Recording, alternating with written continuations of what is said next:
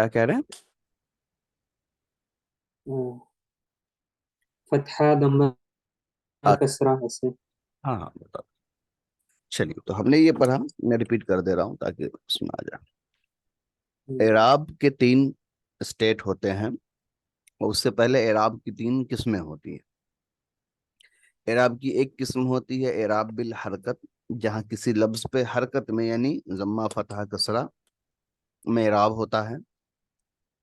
जी दूसरा आता है एराब बिल हुरूफ, जहाँ जम्मा फतहा कसरा हरकत नहीं लगता है लफ्ज पे, बल्कि अलिफ वाव या अलिफ नून या नून या वाव नून लगता है। जी तीसरा होता है एराब बिल महल्ली, जहाँ ना तो हम हरकत लगाते हैं, ना ही हम हर्फ लगाते हैं। हम सिर्फ मानते हैं कि यहाँ पर ये एराब होना चाहिए, एराब लिखा हुआ नहीं होता है। अब वो ऐसा कौन सा कंडीशन है जहां हमको मानना पड़ता है कि एराब लिखा हुआ होगा ये, लेकिन एराब लिख नहीं सकते, वो हम पढ़ेंगे अभी जस्ट कुछ देर बाद। चलिए। जी अब एराब के तीन स्टेट हैं। हालत रफ़ी, जब किसी लफ्ज पर रफा आने वाला होता है। हालत नस्बी, जब किसी लफ्ज पर नसब आने वाला होता है। और हालत जर्री, जब किसी लफ्ज पे जेर आने वाला होगा। क्लियर है? जी जी चलिए, अब आगे देखिए।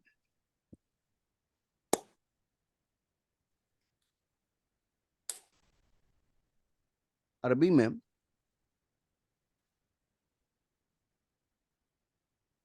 बहुत अलग अलग वर्ड्स के, अलग अलग लफ्ज के अलग अलग एराबी हालत हो सकती है। यानी किसी लफ्ज पे नसब है, उसकी अपनी कुछ वजह होगी। किसी लफ्ज पे कसरा है, जर है, तो उसकी अपनी कुछ वजह होगी। किसी लफ्ज पे रफा है तो उसकी अपनी कोई वजह होगी। उन वजह को पहले पढ़ना जरूरी होता है एराब की हकीकत को और एराब के इस्तेमाल को समझने के लिए। तो वो वजह पहले भी बताई जा चुकी है जब हमने मरफुआत, मंसूबात और मजरूरात सबक को पढ़ा था। यहाँ मैं थोड़ा जी सा बस हिंट दे देता हूँ, उससे वो चीज दोहरा ली जाएगी और बातें समझ में आसानी से आ जाएंगी। सबसे पहले हम समझते हैं कि हालत रफ़ी यानी ऐसी कौन से हालात हैं जिसमें किसी लफ्ज पे जम्मा आता है। तो उसमें पहले हालत हो सकती है कि या तो कोई लफ्ज फाइल बन रहा हो। दूसरे हालत ये हो सकता है कि या तो कोई लफ्ज नाइब फाइल बन रहा हो। ना नाइब फाइल। हम्म। तीसरा हो सकता है कि या तो वो लफ्ज मुब्तदा खबर बन रहा हो। और भी बहुत से वजूहात हैं, मगर फिलहाल अभी हम यही तीन लेकर के चलते हैं कि किसी लफ्ज पे पेश आने की, जम्मा आने की, ये तीन मेजर वजह होती है। इन तीन वजह का अक्सर इस्तेमाल होता है। नाइब फाइल क्या होता है? समझा रहा हूँ। नाइब। जी। अब समझते हैं कि फाइल क्या है। फाइल मैंने बताया था, काम करने वाले को फाइल कहते हैं। जैसे ओके। आपने कहा नसरा जैदुन, तो यहाँ जैदुन काम करने वाला है, सो जैद कहलाएगा कि ये फाइल है, और इस पर फाइल वाला एराब है।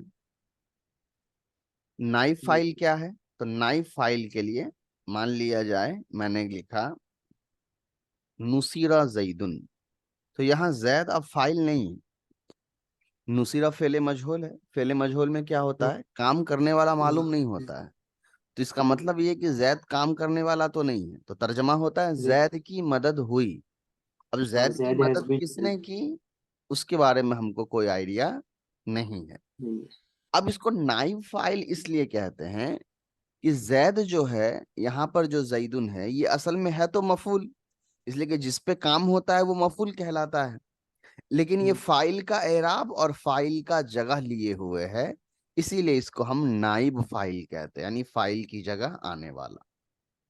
बात समझ में आई? जी ठीक है। फाइल की जगह क्या है? फेल के जस्ट बाद। और फाइल का एराब क्या है? जम्मा। लेकिन यहाँ जैदुन जो है, ये फाइल के जस्ट बाद आया और फाइल वाला एराब ले लिया, हालांकि ये फाइल नहीं है। इसीलिए हम इसको कहते हैं कि नाइब फाइल है, यानी फाइल का अल्टरनेट या सप्लीमेंट्री है। ठीक है, जी। चलिए अब तीसरा हमारा है मुब्तदा खबर। मुब्तदा खबर जुमले इस्मिया को कहते हैं, हम ऑलरेडी जानते हैं, जैसे अर्रजुलु आलिमुन, तो ये हो गया आलिम। मुब्तदा खबर। मुब्तदा। मुब्तदा। मैं बस कंफर्म कर रहा हूँ, मुब्तदा हमेशा मारिफा होता है हाँ, मुब्तदा और हमेशा स्टार्ट में होता मारिफा है होता है, खबर हमेशा नकेरा होता है। नक, मुब्तदा, मारिफा मतलब स्पेसिफिक, नकेरा मतलब जनरल। जी, और मुब्तदा हमेशा जी। स्टार्टिंग में होता है, खबर हमेशा एंडिंग में होता है। यानी खबर, मुब्तदा सेंटेंस को स्टार्ट करता है, खबर सेंटेंस को कंप्लीट करता है। ठीक है, जी। अब देखिए, ये मैंने आपको हालत रफ़ई का कॉन्सेप्ट समझा दिया। ये हमारा असल चैप्टर नहीं है, ये मैंने सिर्फ आपको याद दिलाने के लिए समझाया है। अब असल चैप्टर क्या है वो समझिए। जितने भी वाहिद वर्ड होंगे अरबी में, जितने भी वाहिद वर्ड होंगे अरबी में, उनका हाँ। एराब हालत रफ़ई में जम्मा के साथ होगा। ठीक है, समझ रहे हैं? कोई भी वाहिद वर्ड।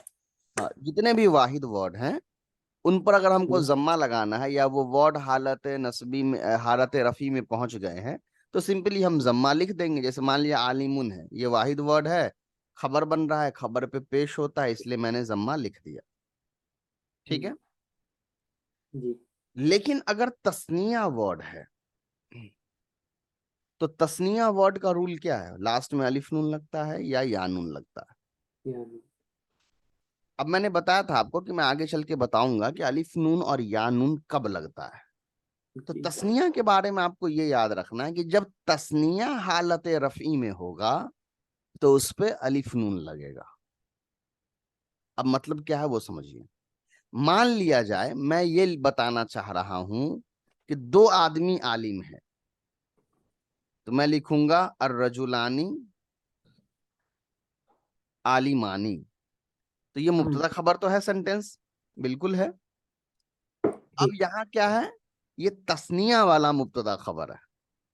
अब इस खबर पे तो हमेशा जम्मा होता है, लेकिन तस्निया वर्ड पे चूंकि जो एराब होता है वो हरकत वाला एराब नहीं होता है, हर्फ वाला एराब होता है। तो ये जो अलिफ नून है ना, ये रिप्रेजेंट करता है, ये बताता है कि भाई अभी इस पर जम्मा लगा हुआ है। समझे? फिर से हरकत वाला एराब वाला सेंटेंस रिपीट कर देंगे मैं।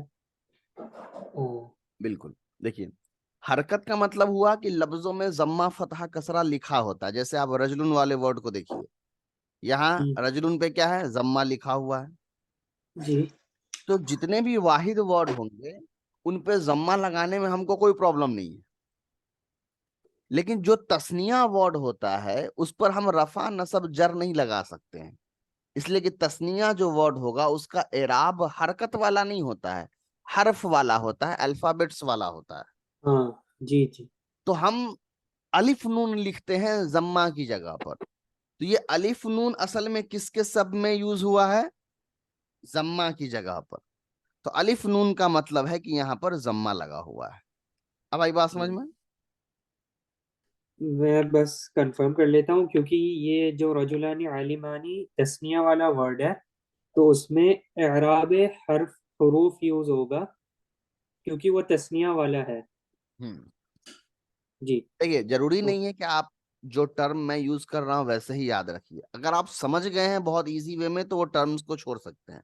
मान लीजिए आपको नहीं। सिर्फ ये समझना है यहाँ पर कि तस्निया वर्ड में अलिफ नून जो होता है वो जम्मा को रिप्रेजेंट करता है, यानी अलिफ नून और जम्मा सेम चीज है। जी। ठीक है, तो यहाँ जी। हम रफा नसब जर नहीं लगा सकते हैं, इसीलिए हम यहाँ अलिफ नून लिखते हैं जो जम्मा का होता है, और नसब और जर जो होता है उसको हम या नून से रिप्रेजेंट करते हैं। जी। क्लियर है? वो आगे समझ में आएगा। अभी ये याद रखिए, अलिफ नून को हम किसके लिए यूज करते हैं, किसकी जगह पर यूज करते हैं? जम्मा जम्मा की की जगह। जगह पे यूज करते हैं तस्निया में। बिल्कुल। तो मान लिया जाए अगर मुझे कहना हो दो आदमी ने मदद की, नसरा रजुलानी, तो मैंने ये जो फाइल का इराब क्या होता है, जम्मा के साथ। तस्निया पे जम्मा लगा नहीं सकते हैं, तो हमने अलिफ नून के साथ रजुलानी लिखा, क्या बताने के लिए कि रजुलानी फाइल है और हालत फाइल है। रफ़ी में है। रफ। क्लियर है? हम्म। हम्म। समझ गए? नसरा वर्ड यूज होगा रजुलानी के लिए भी। समझा नहीं, फिर से बोलिए, क्वेश्चन क्या है आपका? ये तो समझ आ गया कि अलिफ नून दम्मा की जगह पे यूज हो रहा है। आपने लिखा है नसरा रजुलानी, हम्म। तो इसमें भी नसरा वर्ड ही यूज होगा अगर दो लोगों की बात हो रही है। तो क्या यूज होना चाहिए, अब बताइए, आपके हिसाब से यहाँ पर क्या यूज होना चाहिए था? ये मुझे पता नहीं, मैं इसलिए पूछ रहा नहीं, कोशिश करिए, पता है आपको, भूल गए हैं आप? पता है आपको? हूँ।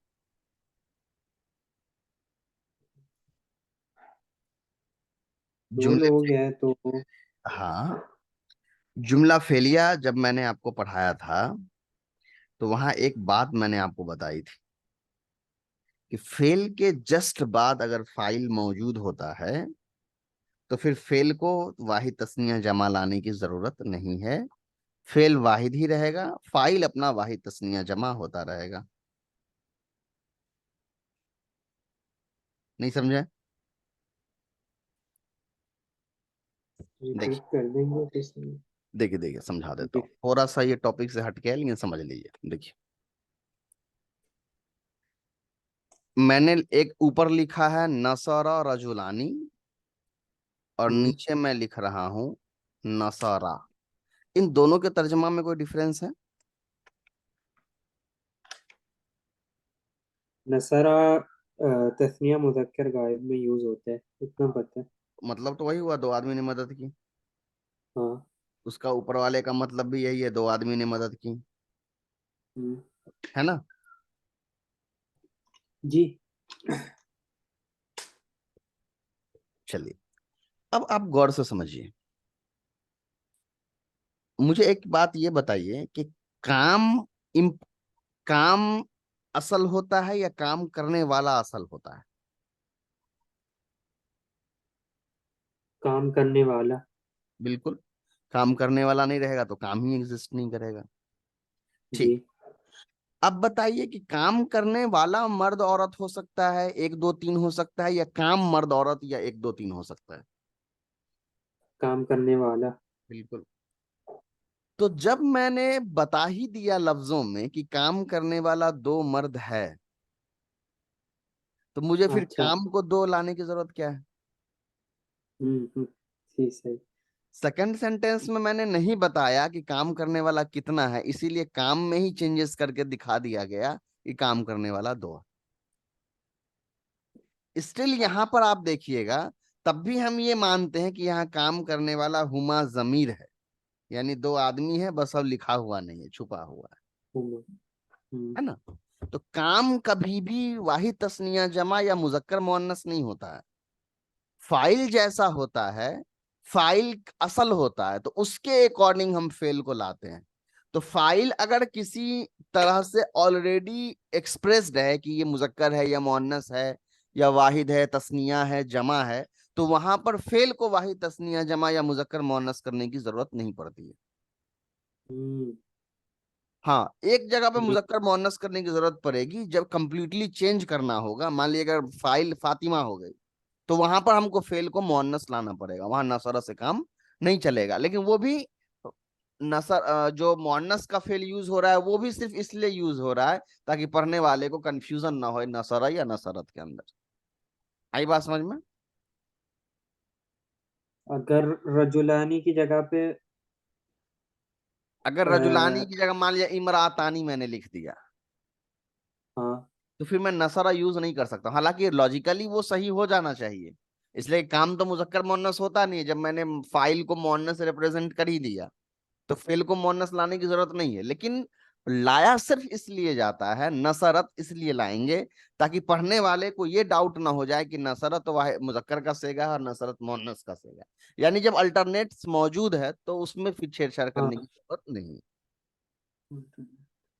समझ रहे हैं? लेकिन कोई लिखेगा नसरा हाँ। अलिफ के साथ, तो हम्म। सेंटेंस उसका गलत होगा या सही रहेगा? सही रहेगा ना? अगर नसरा इमरातानी करेगा तो सेंटेंस गलत हो जाएगा। नहीं, अगर कोई लिखे नसर और रजुलानी या नसर ता इमरातानी, तो हाँ, तो गलत हो जाएगा। गलत इसलिए हो जाएगा कि देखिए, अगर ग्रामेटिकली वो सेंटेंस सही है, ट्रांसलेशन बैठ जाएगा, बात भी समझ में आ जाएगा, लेकिन अरबी का ग्रामर का अपना जो एक उसूल है, उसके बेसिस पे वो गलत हो जाएगा। कि बेवजह हमने दो बार फाइल को यूज कर दिया, एक बार जमीर यूज कर दिया और एक बार क्लियर वर्ड यूज कर दिया, जरूरत नहीं थी। हम्म, अब उसका कॉन्सेप्ट क्या है समझिए। जमीर जनरली हम तब यूज करते हैं जब जमीर के बारे, जिसके लिए हम जमीर यूज कर रहे हैं, उसका मर्जा पहले से मेंशन किया हुआ है सेंटेंस में। मिसाल के तौर पे देखिए,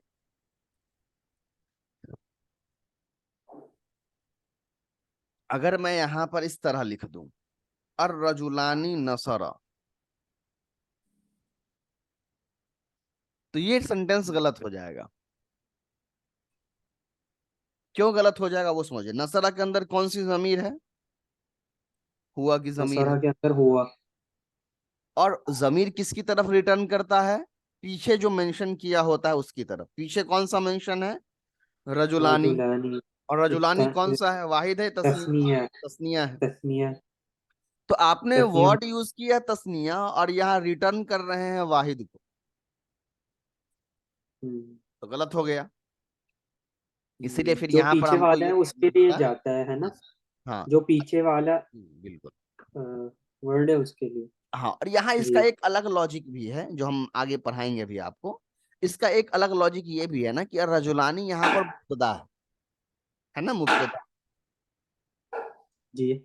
तो खबर जो होता है वो मुब्तदा के अकॉर्डिंग होता है। तो खबर अगर तस्निया है, सॉरी, मुब्तदा अगर तस्निया है, तो ये नसारा खबर बन रहा है, तो खबर को भी तस्निया करना पड़ेगा। जी। चलिए, देखिए, और रजुलानी मुब्तदा है। हाँ, मुब्तदा खबर में बराबर होती है, वाहिद तस्निया जमा में बराबर होती है दोनों। होती है। तो और रजुलानी मुब्तदा है और इसका खबर क्या है? नसारा। ठीक। जी।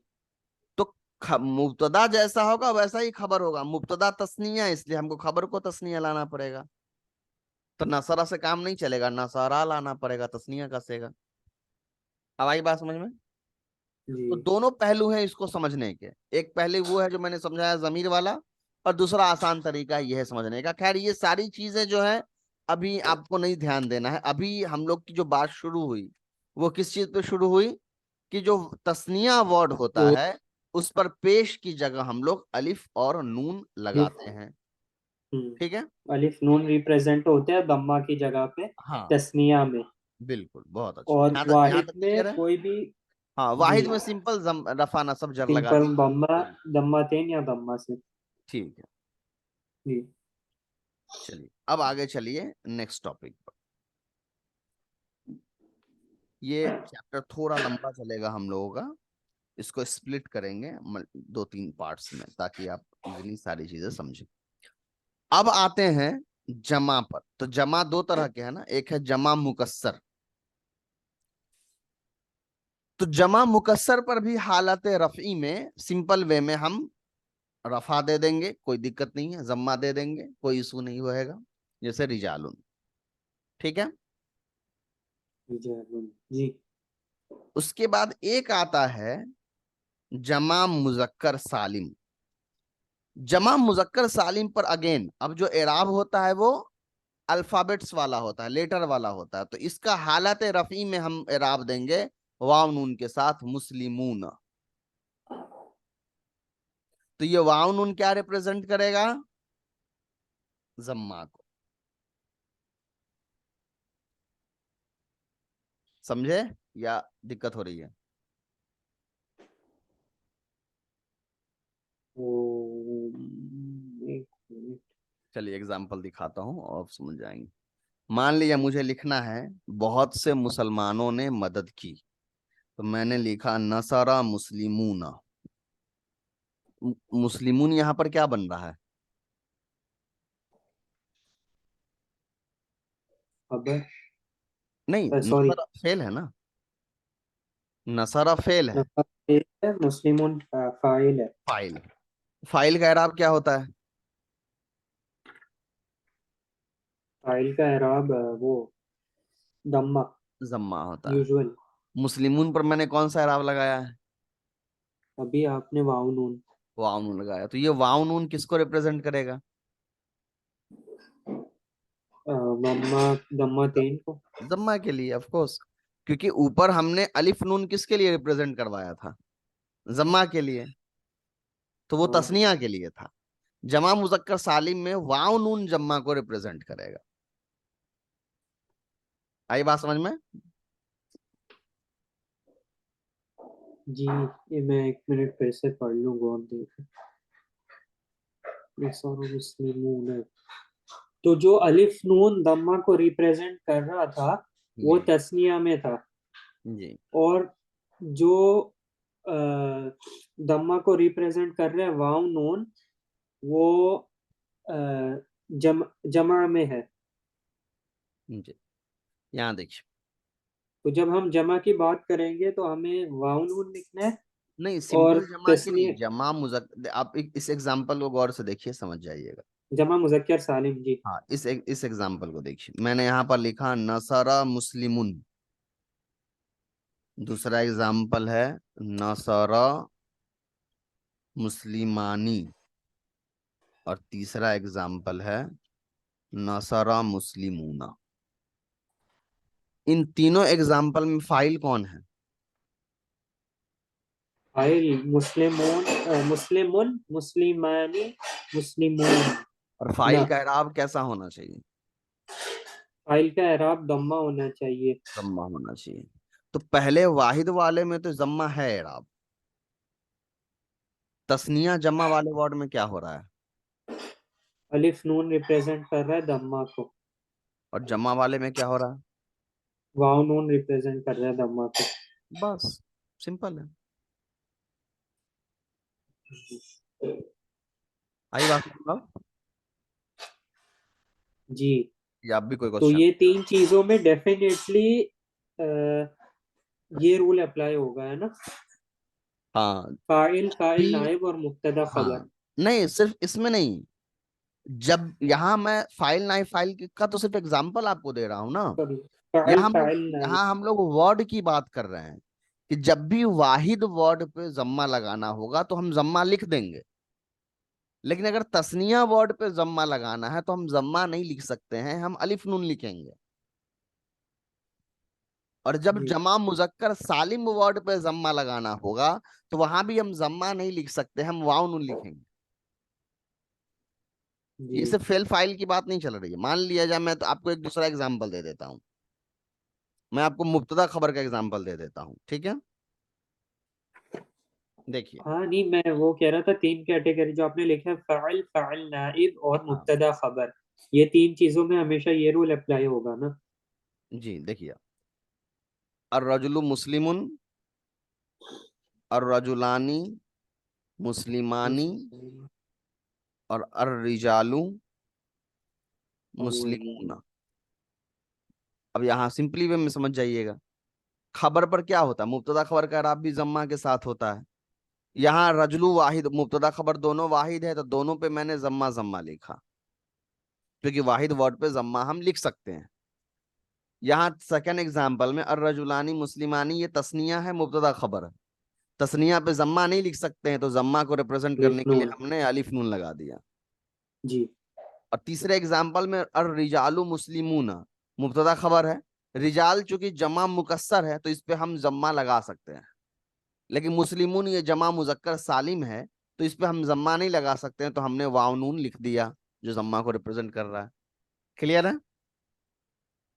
जमा मुकस्सर और मुज़क्कर सालिम में। जमा जमा मुकस्सर और जमा। मुकस्सर, जमा मुकस्सर उस जमा को कहा जाता है जिसके बनाने का कोई भी रूल नहीं होता है। और जमा सालिम वो जमा होता है जिसके बनाने का रूल मौजूद होता है। ठीक है। जी। याद रखिए सारे चैप्टर एक दूसरे से लिंक्ड होते हैं। आगे पीछे वही मैं पढ़ते सोच, जाएंगे, आगे भूलते जाएंगे तो दिक्कत हो जाएगी। हाँ जमा, इसलिए मैं, वाहिद तस्निया जमा वाला चैप्टर का एक्सरसाइज आपने कर लिया, चैप्टर आपने अच्छे से पढ़ लिया, इतने सारे एक्सरसाइज आपने बनाए, फिर अभी आप पूछ रहे जमा मुकस्सर क्या है। तो जितने भी चैप्टर होते हैं नहव सर्फ के वो सब लिंक्ड होते हैं एक दूसरे से। किसी एक चैप्टर में भी अगर कमजोरी रहेगी तो नेक्स्ट चैप्टर आपका डेफिनेटली वीक होने वाला है। और दूसरी चीज आपको ये याद रखनी है कि बहुत बार क्या होता है ना कि हम अरबी से मुतासिर होते हैं अगर, तो बहुत सारे सेंटेंस का तर्जमा हम बगैर सोचे समझे सही कर जाते हैं। जैसे बहुत से लोग होते हैं ना अरब में रहते हैं, धीरे धीरे अरबी वो समझ जाते हैं, तो बगैर ग्रामर के भी आप उनको सेंटेंस दीजिएगा तो वो सॉल्व कर देते हैं। लेकिन ग्रामेटिकल एनालिसिस वो नहीं कर पाते हैं कि सेंटेंस क्या है, कैसे बन रहा है। आपको अरबी थोड़ी बहुत आती है तो आप वो गलती मत करिएगा कि मुझे ट्रांसलेशन तो आता है तो मतलब मैं सीख गया, नहीं। मुझे लग रहा है वो वही हुआ है जो अभी गलती आ रही है, फिल फाइल का इशू है। जब आप एक्सरसाइज बनाए ना तो अपने अंडरस्टैंडिंग जो आपने चैप्टर में समझा है उसके अकॉर्डिंग बनाइएगा, ना कि अपने उस अरबिक अंडरस्टैंडिंग के अकॉर्डिंग बनाइएगा जो आप ऑलरेडी पहले से जानते हैं। नहीं तो फिर वो दिक्कत हो जाएगी आगे चल के आप। जैसे आप देखिए मैं एग्जाम आपको ट्रांसलेशन करने दूंगा और रजुल मुस्लिमुन और रजुलानी मुस्लिमानी आप इजिली वे में कर दीजिएगा, लेकिन मैं इसको जी एनालाइज करने कह रहा हूँ तो उसको एक्सप्लेन कर रहा हूँ तो थोड़ा सा कंफ्यूजन आपको आ रहा है। तो ट्रांसलेशन तो जी इजिली वे में आप कर पा रहे हैं क्योंकि आपको ऑलरेडी अरबिक आती है, लेकिन एनालाइज आप नहीं कर पा रहे हैं क्योंकि ग्रामर पर आपने फोकस नहीं किया ये सोच के मुझे तो आता है ये वाला। तो एक बार हमको क्या करना है, जो अरबी का मौलिम में जो आपने अभी तक हम लोगों ने 10 चैप्टर गालिबन पढ़े हैं ना, 9 या 10 चैप्टर जी। पढ़े हैं, वो रिवीजन 9 कर लिया। 10 चैप्टर एक बार और अच्छे से रीड कर लीजिए। ठीक है। जी और अभी जी। मैंने आपको हालत रफ़ी सिर्फ समझाया है, इसको भी थोड़ा सा जो हमारा इसम की अराबी हालत वाला चैप्टर है उसको एक बार देख लीजिए, तो वो बहुत इजीली वे कौन, में इंशाल्लाह हो जाएगा, है ना। जी कौन सा चैप्टर आप कह रहे? कल जो चैप्टर आपने रीड किया है वो, और इससे पहले हाँ जितने चैप्टर्स मैंने पढ़ाए हैं वो सब एक बार बस वर्बली रीड कर लीजिए थोड़ा सा, तो और पीछे वाला पुराना जो कॉन्सेप्ट है वो क्लियर होता चला जाएगा। जी। ठीक है। ग्रामर में तो मेहनत करनी पड़ेगी। हाँ वो होता है वो थोड़ा सा बस, हर चीज को सीखने के लिए ना उसका कुछ कॉन्सेप्ट होता है वो समझना जरूरी होता है। तो वैसे ही हम्म, अरबिक ग्रामर का भी है। अब मान लिया कोई नया लैंग्वेज आप सीखते हैं, प्रोग्रामिंग लैंग्वेज ही आप सीख रहे हो, कंप्यूटर लैंग्वेज ही सीख रहे हो, तो उसमें कोई बहुत बड़ा टॉपिक्स नहीं होता है कोई भी प्रोग्रामिंग लैंग्वेज में। सारा चीज बेस्ड होता है लॉजिक एंड कॉन्सेप्ट के ऊपर। आपको लॉजिक पता है, आपको कॉन्सेप्ट पता है, आप इजिली वे में बहुत लंबे लंबे प्रोग्राम्स लिख सकते हैं। तो वैसे ही अरबी लैंग्वेज का ग्रामर कोई बहुत ज्यादा लंबा नहीं है, बहुत ना हो बहुत मुख्तसर है। बस उसके अंदर थोड़ा सा लॉजिक होता है जो देखना पड़ता है, बस वो कॉन्सेप्ट और लॉजिक लगाइए बात खत्म हो गई। हम्म। मुस्लिमीन कब लगेगा उस्ताद? क्या कह रहे हैं? मुस्लिमीन या नून वाला? वो आगे पढ़ाऊंगा, वो जबर की जगह पर लगता है। अभी सिर्फ मैंने पेश वाला बताया है। जो मुस्लिमीन है या नून लगेगा वो जबर के वक्त लगता है जब हमको उस पर जबर लगाना होगा, फतहा लगाना होगा। तो ये एक रजुल वर्ड है, रजुलन, हाँ। तो उसके साथ कभी भी मुस्लिमीन या नून कभी नहीं आएगा? नहीं उस पे क्यों आएगा, वाहिद वर्ड पे तो हम कभी। एराब रिप्रेजेंट कर पाते हैं ना, जम्मा फतहा कसरा। ये जी। वाव नून या नून तो उन वर्ड्स के लिए है जिन पर हम हरकत वाला एराब नहीं लगा सकते, जम्मा फतहा कसरा नहीं लगा सकते, उनके लिए है। जिन वर्ड्स ओके। पे हम जम्मा फतहा कसरा लगा सकते हैं वहां पर हम अलिफ नून वाव नून या नून नहीं लिख सकते हैं। वो सबका अपना अपना एराब है। जी। आज का इंशाल्लाह रिवाइज करूंगा मैं।